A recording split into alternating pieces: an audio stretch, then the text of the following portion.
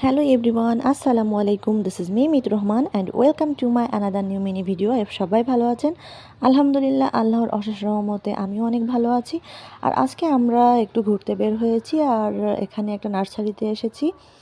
আর এখানে নার্সারিতে তো অনেক ধরনের ফুল গাছ থাকে, তো এই নার্সারিটা আমার কাছে অনেক ভালো লেগেছে। বিশেষ করে ফুল সৌন্দর্যের ঊর্ধ্বে ফুলের থেকে সুন্দর জিনিস মনে হয় না আমার কাছে আর কিছু আছে।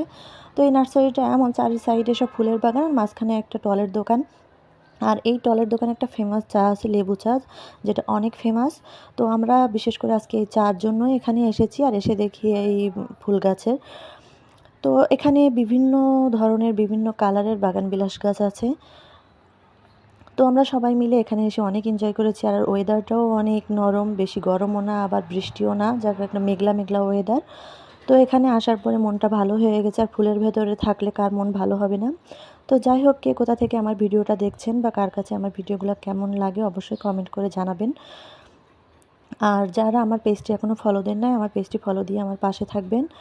আর ফেসবুক একটা নতুন চ্যালেঞ্জ দিয়েছে, হয়তো আপনারা জানেন। আমার আমার পেজেও সেই চ্যালেঞ্জটা এসেছে। তো সেই চ্যালেঞ্জটা পূরণ করতে আমি বলবো আপনাদের যে আপনারা আমাকে সাপোর্ট করবেন, আমাকে আমার ফলো দেবেন। আমার পাশে থাকলে ইনশাল্লাহ আমি সেই চ্যালেঞ্জটা ফুলফিল করতে পারবো।